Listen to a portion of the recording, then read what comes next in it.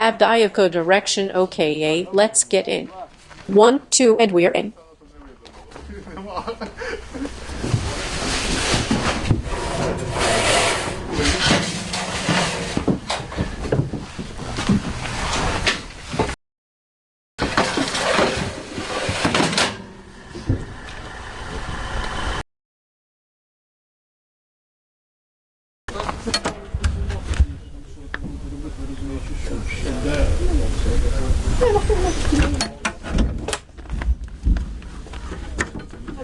Tell us, what kind of vehicle is this? It's a Czechoslovakian-made vehicle, manufactured in 1972. It's labeled Vampire RM70. Vampire 2 RM70 is the full name. You were in the auto, right? And you told me if it was there that you learned how to work with Gradmers. Yes, I was there on Gradmers. How long were you in the auto? A year, 1 month and 15 days. And it fires. A few words about your unit. How motivated are they now? What do they think? Nazar, if you soldier, of course, the fighters are motivated, because without motivation they would probably not be here, because they all went to military commissariats intentionally, and no one did push them into military. Of course they are motivated to fight. You know, sometimes I even catch myself thinking that when we arrive at a new position to fire, we start to set up, and I don't say anything to anyone anymore. Everyone knows their drill. Basolist sets up the basol. Fire adjuster starts to put the package. Commander controls it. Somehow, we manage to make a well-coordinated clockwork mechanism. 10 more months. You should have missed. What? You should have missed. Oh, well, don't need to anymore. You were appointed here. Yes. Oh, what is this? This is a shot from us. Well, okay. Sometimes there's also a system standing somewhere nearby. It bangs from time to time, but we can't hear it recently. Does it often happen that you fire and you get the response from the enemy incoming somewhere nearby? Recently, yes. I don't know, it seems to me that our enemy has some kind of system that can detect us by this, because it often happens when we have already worked, and it more or less accurately hits our recent position. That is, it has become more dangerous to work now. Even this morning, you said it came, right? This morning, when we were standing aiming, there were 3 incoming. But thank God, everyone is alive, everyone is safe. What is the current situation here in this particular area? Well, we can see the escalation. You can feel it, can't you? Yes, in our work. It feels it in the shellings that go on incessantly. I can't even imagine what is happening on the front line. The Russians want Avdiivka, right? As far as I understand, they want to surround us, the Avdiivka, from the flanks, to get from the left and right. But we are fighting them. Yes. Oh my God. Are you not afraid? You know I'm already used to this. When it starts incoming somewhere closer, you think about where to hide, or you will not hear incoming that will kill you, as they say. Is that ours? No, that sounds like hitting our positions. Do you hear explosions? There it is. That were the outcoming. It sounds closer. What we heard earlier were the outcoming, and these are the incoming hits. What is your mood, and what do you think about this right now? Mood. I want us to win very much. I think everyone is in the same mood, to win as soon as possible. Well, I hope it will happen soon. Chainsaw working. Do you hear it? Someone is making a shelter for himself. Oh, you've brought some food. Soup and porridge for lunch. Porridge. What kind? Pearl barley. Buckwheat porridge. Something that is in short supply all over Ukraine, but it is not a shortage for the military. So what's there, Jan? Tell that we have the target. To combat. Ironic, let's do it. For what? Combat. Well, crew in the vehicle. Turn it around. Nazar, where are we going?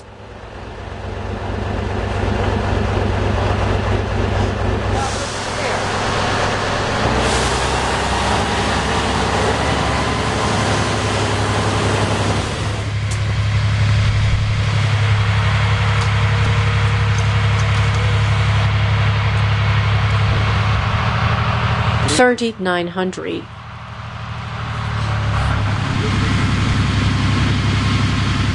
How long can you usually wait? It can be so that we will not fire. Or we might do that in 2 minutes. It depends on the situation at the positions. In such cases, when we go to a firing position, I often say one prayer. Heavenly King, true comforter of souls who are everywhere and fill all things, giver of the measure of goodness and giver of life, come and be in us, and cleanse us from all filth, and save our good souls. Amen. Amen.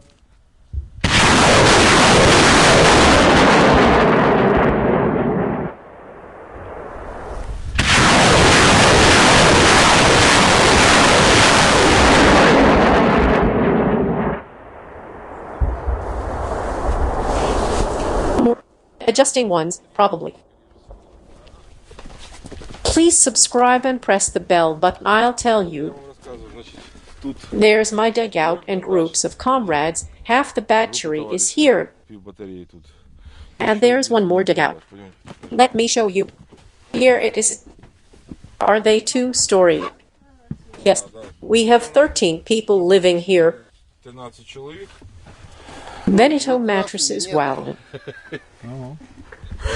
Well, we brought them from several Donetsk. So you, being a commander, are also sleep here together with the soldiers. Well, I sleep there. Vadim, serviceman of the armed forces of Ukraine. We made everything here with our own hands. We dug up everything, dismantled the crates, and covered the walls with wood panels. The only thing that was a good help to us were the crates for the artillery shells. They are 3 meters long. Very good building material. And we dismantled the crates that weren't supposed to be handed over and covered the walls with these panels. They all had to be handed over. But improving positions is a priority. Vitally, serviceman of the armed forces of Ukraine, and here everyone understands what they are doing. As commanders, we gave them everything we could. We tried to pass on our knowledge, skills, and experience to them. Of course, this cannot be avoided at all. They realize that we haven't had 200 military slang for killed in action in all this time. In 8 months. In 10 months. There were wounded, seriously wounded, and amputees. But they received timely medical assistance. They were taken out on time, transferred, so there are wounded, yes. 3 people were wounded recently. In the last 2 days, 3 people. Seriously wounded. Well, they see it all. It was in the summer that the boys went in for sports. Here they made themselves a crossbar, here they made parallel bars. Let's go, this is the second dugout. There should be 16 people living here, but now there are a little less because the people went to take a bath. When the crew finishes their combat shift, they go to the bath and laundry facility. They wash their do laundry, and if they want to go to sauna. That's why the next crew, which is currently on combat positions, on the shift will go to rest, and those will return here. You see, this was the second incoming. This is the third. The third one.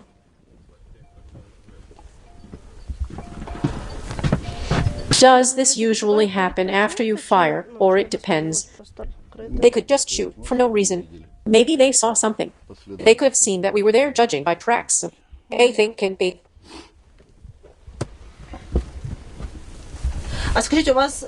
Tell me, does it often happen like this, like when we came here and there were incoming? Often. Today it's even kind of calm. We are already used to it. Fresh air, exercises, and good food. Do they cook well? Very good. Better than my wife. What if she hears this? Alexander, service member of the Armed Forces of Ukraine. It's okay. I have even sent her a couple of recipes. After the war, they will open a cafe. He initially approached the matter creatively. They went to Google and looked up recipes. That's all. What are your favorite dishes here? Borscht, potatoes with stew, and pasta with meat and onions. Look how skinny he is. And Vovis said when he was conscripted, he loathed pearl barley porridge. Volodymyr, serviceman of the Armed Forces of Ukraine. But I really like it here. Because one serving here is a handful of barley and a can of stew. That's a pretty good proportion. That's a pretty good proportion. He said this, I realized that when I was in the Navy, we had the wrong proportion. So you have some servicemen here who served in the military during Soviet campaign in Afghanistan, right?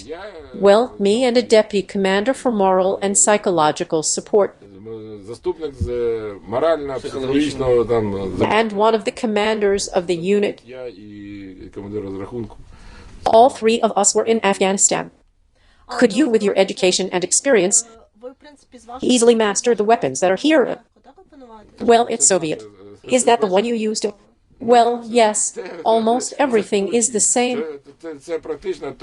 Andrew Ryerovic worked in Afghanistan on such systems. And I had studied these systems a long time ago. In the ITs. All the men in my family are now in the armed forces. Do you mean your children?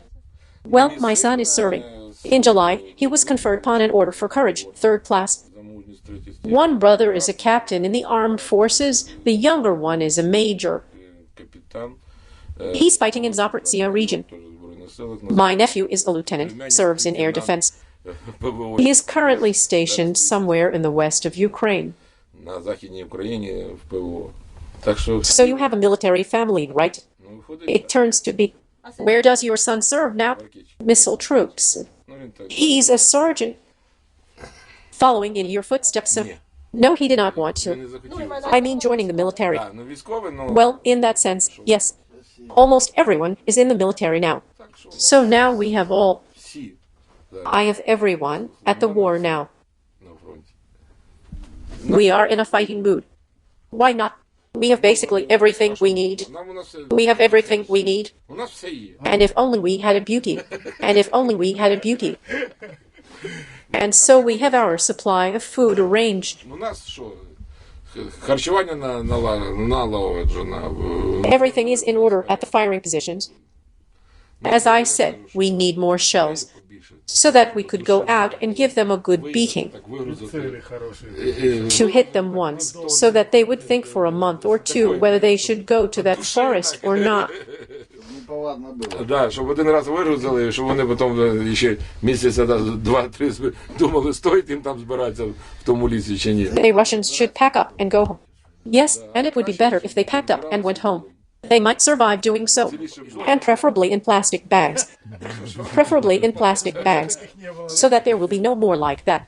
Is everything okay?